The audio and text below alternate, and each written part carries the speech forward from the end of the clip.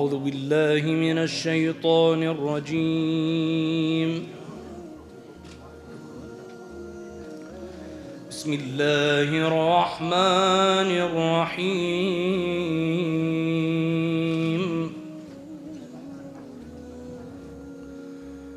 ولا تحسبن الذين قتلوا في سبيل الله أمواتا بل أحياء عند ربهم يرزقون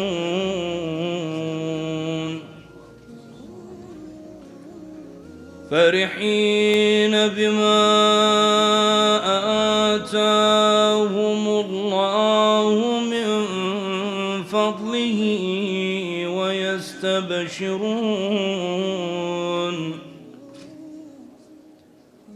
ويستبشرون بالذين لم يلحقوا بهم من خلفهم ألا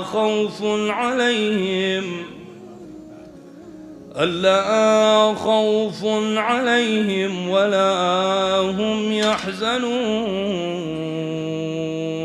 قال الله تعالى: من المؤمنين رجال صدقوا ما عاهدوا الله عليه صدق الله العلي العظيم. إنا لله وإنا إليه راجعون. ونحن نسترجع الذكرى الأليمة والبعيدة عن المجتمع الكويتي المسالم، ذكرى تفجير جامع الإمام الصادق عليه السلام في يوم هو أفضل الأيام، الجمعة، وفي شهر هو أفضل الشهور، شهر الله، شهر رمضان المبارك، وفي أشرف الساعات حيث يقف المسلم بين يدي الله في حال الصلاة. يأتي من باع دينه بدنيا غيره، حمل الكراهية والعداوة للكويت وأهلها، يأتي بثوب الإسلام وهو الإرهاب إليه أقرب، ليفجر نفسه بين صفوف المصلين ليذهب العديد من المؤمنين الأبرار شهداء عند ربهم في جنات النعيم. الذكرى الثامنة من التفجير الغادر الذي شهده هذا الجامع العامر، والذي راح ضحيته 26 شهيدا من خيرة المؤمنين، رحمة الله على أرواحهم، وجمعنا الله بهم بحق محمد وآل محمد.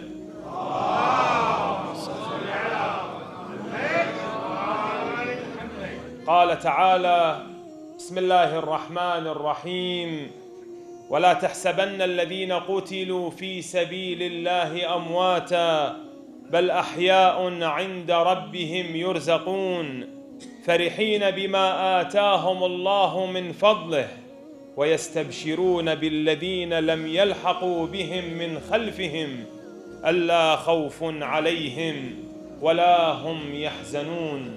صدق الله العلي العظيم.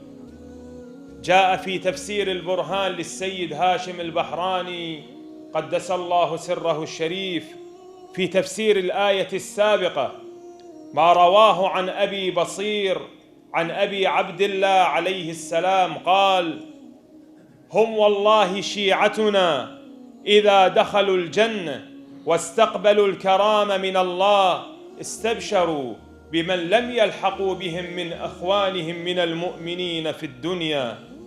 وجاء في الرواية عن أمير المؤمنين صلوات الله وسلامه عليه: المؤمن على أية حال مات وفي أية ساعة قبض فهو شهيد.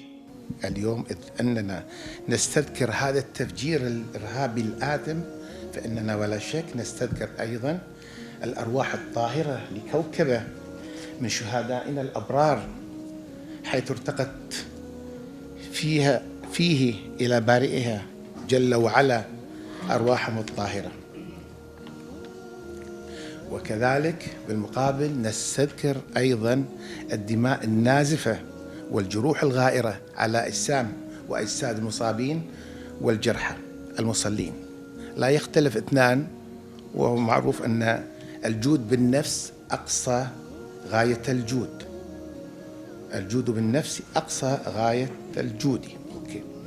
بناء عليه هنيئا لشهدائنا الأبرار هذه المنزلة العظيمة والدرجة الرفيعة والمقام المحمود، ولو أن المصاب عظيم والخط جلل، ولكن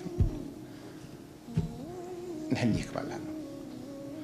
وبالمقابل أبشر كذلك إخواني الجرحى والمصابين الأعزاء بأن لهم أيضا نصيبا عظيما ومقاما رفيعا ودرجات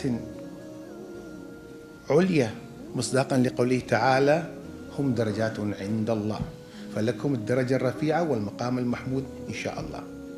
نذكرهم من يحل الغروب، نذكرهم من يحل الغروب، ومن كثر الونين أرواحنا تذوب.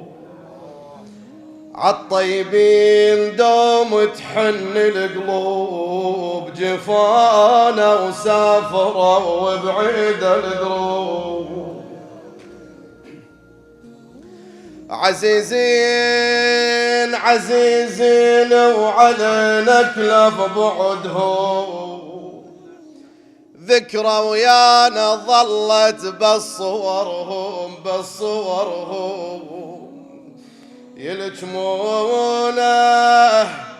يلجمون القلب كل ما ذكرهم، بعد هيهات ما يلتم شملهم.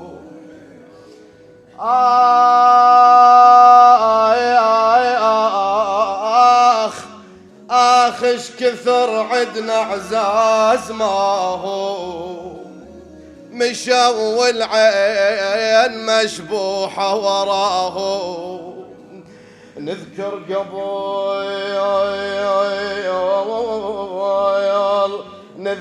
قبل نقعد وياهم، تذوب أرواحنا لو ذكرناهم، والله تذوب أرواحنا لو ذكرناهم.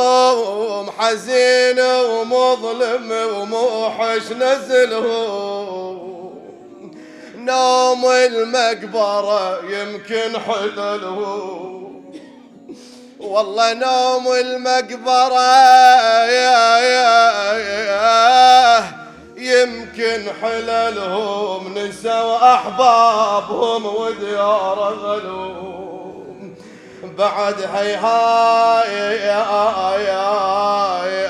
ما يلتم شملهم.